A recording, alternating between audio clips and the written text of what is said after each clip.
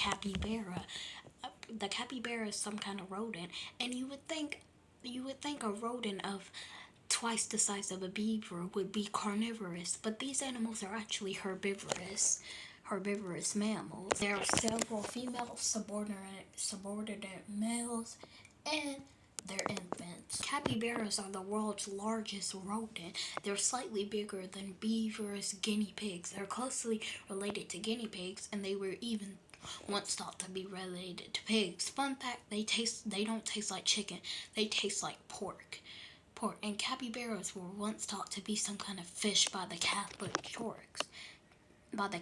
Church, and they've been dubbed nature's chairs because they're so mellow that they basically cosplay as patio furniture. They cosplay as patio furniture and let other animals sit on them. I couldn't imagine letting someone sit on me.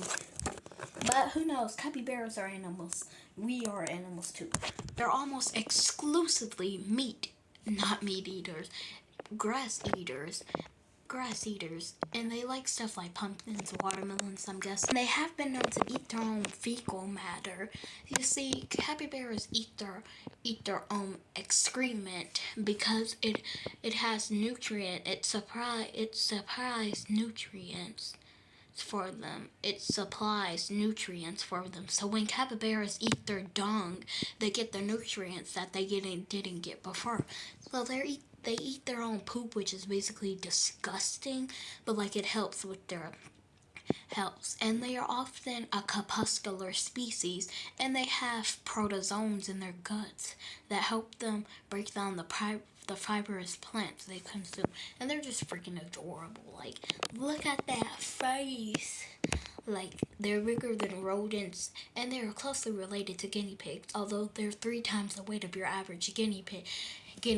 And these animals, I'm not sure if, well, they're definitely protected today. Some people keep capybaras as pets, and they will mow their owner's lawn as food.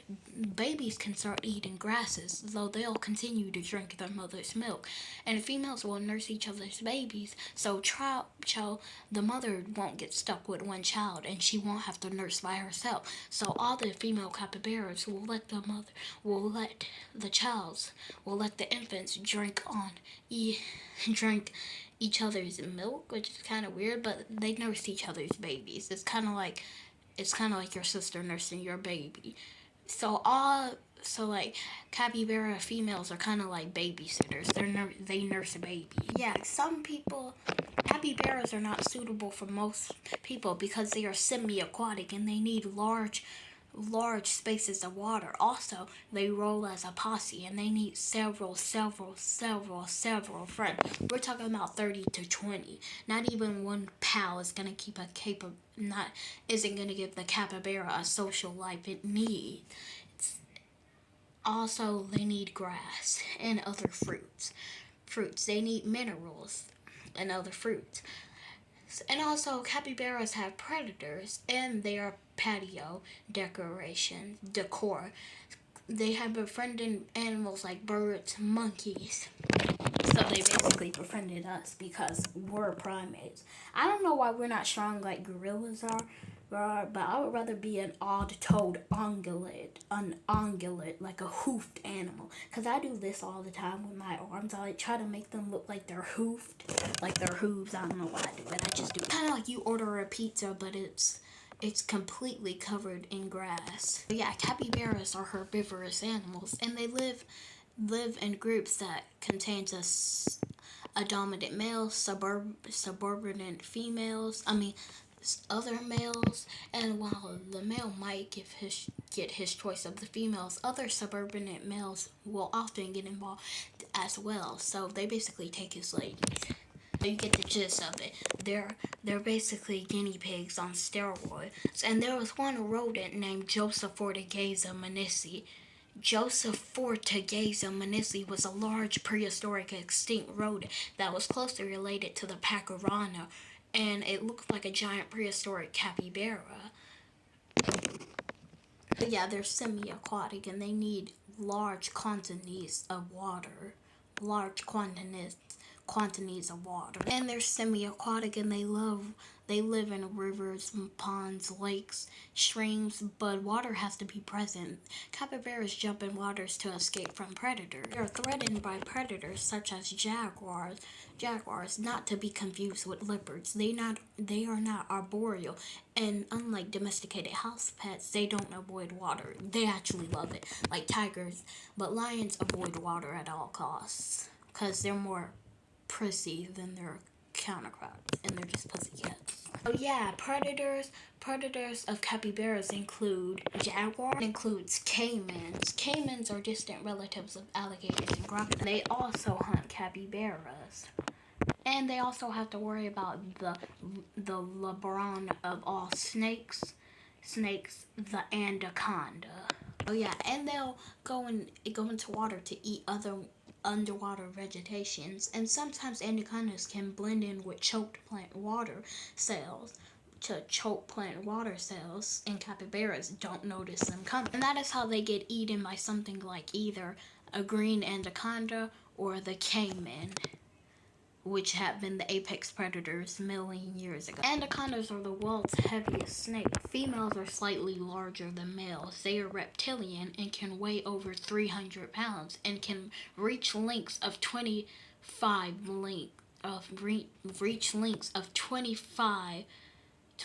kilometers. Not kilometers, but they can reach lengths of 25, reach up to 25 feet long, and can weigh over 300 pounds.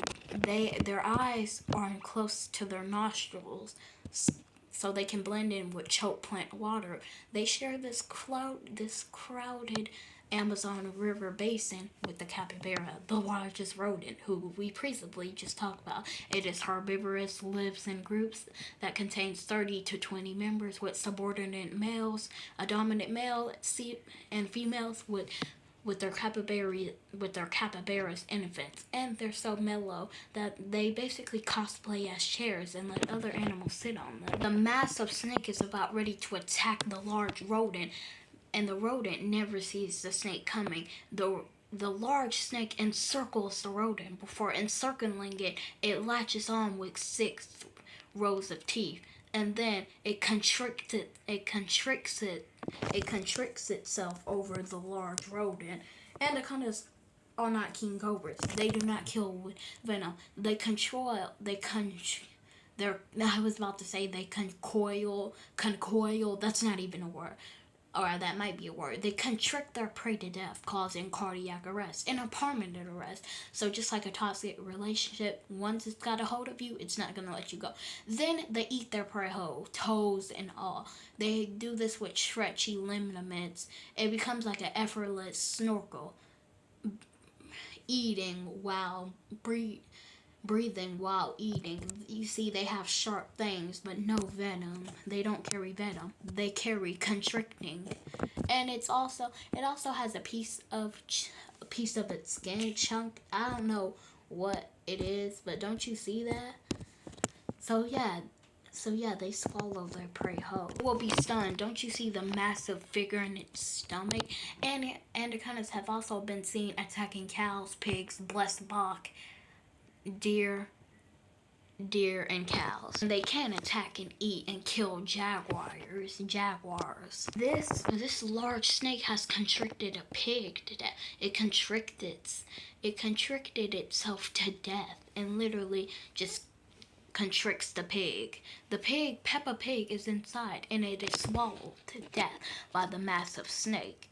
And there was one snake called Titanoboa. Titanoboa was 3 times the size of any boa constrictor, and I think it's closely related to the anaconda, although I could be wrong because it has boa in its name. But it isn't confirmed what snake it is related to. It would have reached 20 or 6 meters. It was first discovered in 2019. It would have constricted all the crocodiles and ate them. And it also would have attacked King of the Tyrant Lizards and overpowered it and killed it. So yeah, T-Rex loses a fight against Titanoboa unless it bites through the snake's head and kills it. Other than that, I think the King of the Tyrant Lizards will will win the fight. It can easily just destroy the snake with its large teeth, or the king of the boa family can constrict the larger lizard-like creature. Saurus means lizard. Um, Rex means king in Latin, and Tyranno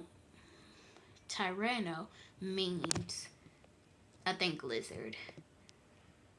I'm just kidding. Tyranno really means. So Spinosaurus would win a fight against Titanoboa. Titanoboa can sneak up on Spinosaurus, but Spinosaurus will bite Titanoboa and probably kill it. And it was around many of years before the T-Rex made its trump on Earth. Tyranno means tyrant in Greek. Saurus means lizard in Greek, and Rex means king in Latin. So king of the tyrant lizards. And that's it about this video. I hope you guys like this video, and I'll see you next one.